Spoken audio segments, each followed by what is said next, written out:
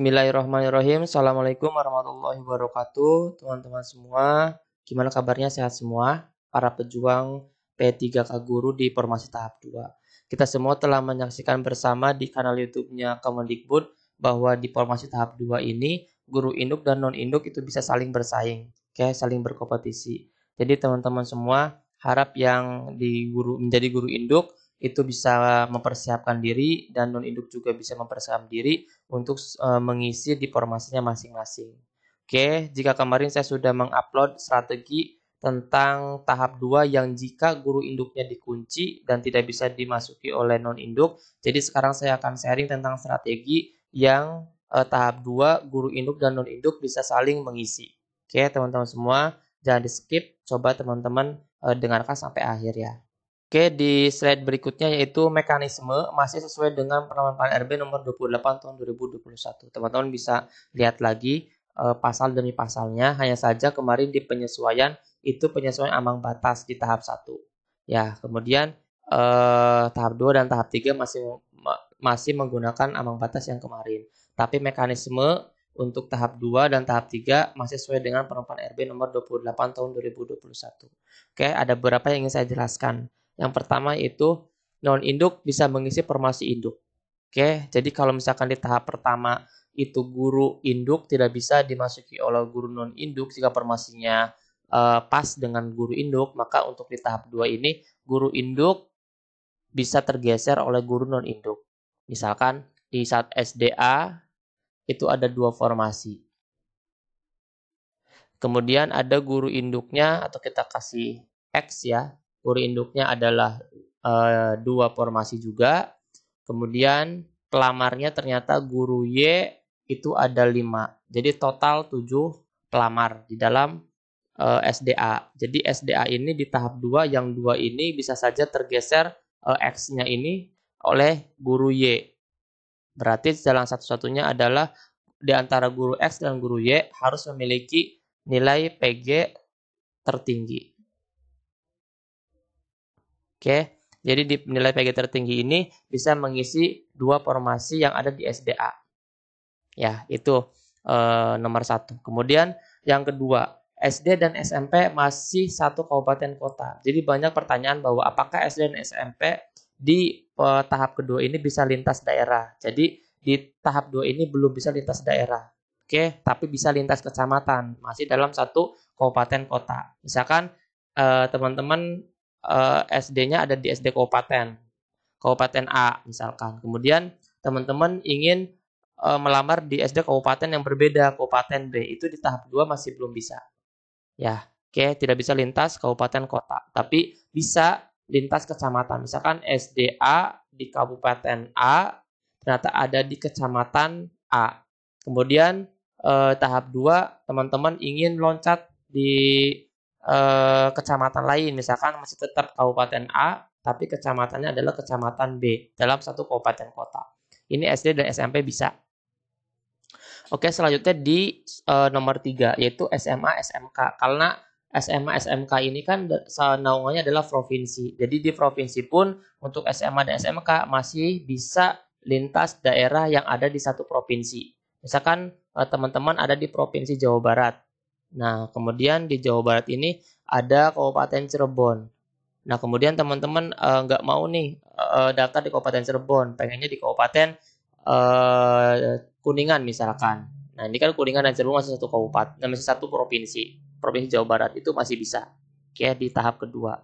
Jadi SMA, SMK, dan SD dan SMP itu kan berbeda naungannya ya. Kemudian di nomor 4 tidak ada penguncian formasi baik induk atau non induk. Jadi benar-benar di tahap 2 ini adalah tahap kompetisi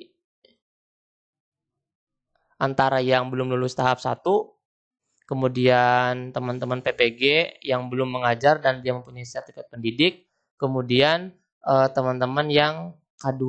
Oke, jadi semuanya berkompetisi di tahap 2 ini. Misalkan penjelasan saya belum begitu dipahami siapa saja yang bisa bertarung di tahap 2, teman-teman bisa lihat lagi di penerapan RB nomor 28 tahun 2021. Oke. Kemudian teman-teman semua, ini adalah cuplikan bukti bahwa induk dan non-induk bisa saling mengisi dan bisa saling berkompetisi. Misalkan teman-teman silakan untuk melihatnya dan mendengarnya bersama-sama. Anda, untuk Ibu Nunu, mohon informasi apakah di tahap 2 nanti masih memprioritaskan guru induk atau kembali melihat skor perolehan nilai yang tertinggi, karena memang banyak sekali informasi yang beredar. Mohon informasinya Ibu Nunu. Silakan Bu Nunu, mungkin bisa ditanggapi dulu pertanyaan pertama. Ya, baik Bu Rion, terima kasih untuk pertanyaannya. Ini pertanyaan banyak sekali mampir di akun Instagram pribadi saya. Jadi afirmasi untuk sekolah induk itu hanya kita berikan di ujian tahap 1. Ya, ujian tahap 1 itu khususon ya, kita khususkan untuk guru-guru di sekolah negeri. Sedangkan di ujian tahap 2 nanti, untuk ujian tahap 2 itu sudah terbuka berkompetisi seluruhnya, baik dari guru swasta, guru atau non induk, dan juga untuk lulusan PPG, individu yang mempunyai sertifikat guru dan belum mengajar. Kemudian, namun ada perbedaan dengan seleksi ketiga. Seleksi kedua ini boleh memilih sekolah lain, bukan di sekolahnya sendiri, tetapi masih dalam satu daerah kewenangan. Jadi formasinya sudah berkompetisi dengan seluruhnya. Jadi kita melihat nilai tertinggi sebagaimana yang ada di dalam Permentan. Seperti itu Mbak, untuk pertanyaan jawaban untuk yang pertama. Oke, teman-teman semua sudah mendengarnya dan menyaksikan ya. Jadi di kompetensi di tahap kedua ini teman-teman bisa saling berkompetisi antara guru induk dan guru non induk. Jadi pertanyaan adalah apakah strategi yang paling jitu yang bisa mempersiapkan. Sebenarnya hanya bisa mempersiapkan, dan ini juga bukan strategi yang satu-satunya harus teman-teman aplikasikan. Tapi ini strategi yang coba teman-teman bisa terapkan, tapi kembali lagi kepada diri teman-teman sendiri, apakah strategi ini benar-benar layak untuk keadaan posisi saya atau tidak. Oke, ini hanya menjadi sebuah referensi. Jika teman-teman memang memerlukan, silakan diadopsi. Jadi yang pertama adalah non induk dan induk bisa melihat pemetaan wilayah yang SD-nya masih banyak formasi. Kemarin kan sudah ada rekapannya, teman-teman pasti punya rekapannya masing-masing kan, setiap SD di daerahnya masing-masing. Teman-teman bisa melihat pendaftar siapa sih yang di SD mana yang formasinya masih banyak daripada pelamarnya. SDA misalkan formasinya adalah 5. Ternyata kemarin yang mendaftar adalah 3. 1 adalah guru induk, kemudian 2 adalah guru non induk. Ternyata guru non induknya belum bisa masuk PG, dan guru induknya juga tidak bisa ikut masuk di dalam formasi karena tidak masuk passing grade. Jadi teman-teman bisa juga daftar di yang formasinya banyak dan di tahap kemarin pelamarnya sedikit. Oke, itu bisa jadi referensi ya, bukan berarti mutlak harus ke situ. Jadi teman-teman memang harus selektif banget untuk memilih formasi pada tahap kedua ini. Oke, yang kedua adalah jika bisa hindari pelamar berserdik yang pernah ikuti formasi tahap 1. Misalkan teman-teman sudah punya rekapannya, kemudian teman-teman mau di SDA. Kemudian di SDA ini kemarin yang melamar di SDA ini yang non induk adalah yang afirmasi serdik. Oke, yang berserdik. Karena dia kemarin PG-nya lulus, kemudian tidak memasuki formasi karena SDA itu memiliki satu formasi dan memiliki satu guru induk. Oke, jadi Y yang guru non induk tidak bisa menggantikan sekolah guru induk di tahap 1. Nah, serdik padahal dia dan nilainya pasti lebih besar daripada guru induk ini. Makanya di SD ini kalau bisa teman-teman hindari peserta yang berserdik. Karena di peserta yang berserdik juga sebenarnya kita bisa juga melawan teman-teman yang berserdik, tapi persaingannya sangat ketat sekali. Jadi kalau bisa hindari teman-teman yang pelamar berserdik. Oke, yang ketiga adalah belajar dengan sungguh-sungguh dan selalu berdoa libatkan Allah SWT. Tidak ada sesuatu yang instan, tidak ada sesuatu yang tiba-tiba bisa sukses tanpa benar-benar sungguh-sungguh untuk belajar dan selalu libatkan Allah SWT.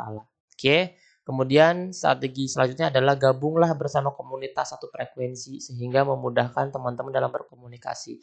Jika teman-teman guru kelas SD coba bersama-sama dalam satu frekuensi guru kelas SD berbicara, atau misalkan teman-teman selalu mencari informasi di SD yang akan kita lamar. Apakah formasinya akan dimasuki oleh formasi-formasi yang afirmasinya tinggi, atau ternyata yang akan melamar di situ adalah teman-teman peserta yang memang afirmasinya sama dengan afirmasi yang kita miliki atau tanpa afirmasi. Nah, seperti itu. Jadi, memang teman-teman harus selektif banget untuk memilih di tahap kedua ini. Banyak-banyak berkomunikasi dengan lingkungan sekitar yang akan kita lamar. Ya. Kemudian yang terakhir adalah jangan mudah menyerah dalam berkompetisi. Tugas kita hanyalah berusaha semaksimal mungkin. Usaha dan berdoa kita maksimalkan. Urusan berhasil dan belum berhasil kita serahkan semuanya pada Allah Subhanahu wa taala. Akan tetapi pasrah itu setelah kita berikhtiar maksimal ya teman-teman ya. Kemudian jangan mudah menyerah juga. Jika terlihat teman-teman formasinya ternyata banyak yang berserdik, tetap semangat dan terus melanjutkan perjuangan dari teman-teman semua. Jangan patah semangat. Oke, walaupun di tahap 2 ini non induk dan induk itu bisa saling berkompetisi, tapi bukan berarti teman-teman harus menyerah. Ya, masih ada tahap-tahap selanjutnya. Oke, ada juga yang bertanya tentang apa nilai ya. Nilai itu akan diambil jika dia masih satu mapel dan satu jenjang yang sama. Jika misalkan tahap 1 dia melamar di guru SMP matematika. Kemudian tahap kedua dia masih di mapel matematika dan jenjang yang sama. SMP misalkan tahap 1 SMP guru matematika, tahap 2 juga guru matematika di SMP, itu nilainya masih bisa digunakan. Tapi kalau misalkan teman-teman pindah jenjang dan pindah mapel, itu yang tidak bisa digunakan. Ya, pokoknya mekanisme teman-teman silakan baca di Penerapan RB nomor 28 tahun 2021. Oke, terima kasih, itu saja dari kami. Teman-teman yang ingin belajar khususnya di guru kelas SD bisa gabung bersama kami di kelas intensif, sudah plus modul juga. Hubungi admin kami di 0877 2331 7506. Silakan chat Mintera. Mudah-mudahan bisa membantu dalam perjuangan teman-teman di tahap 2. Terima kasih. Assalamualaikum warahmatullahi wabarakatuh.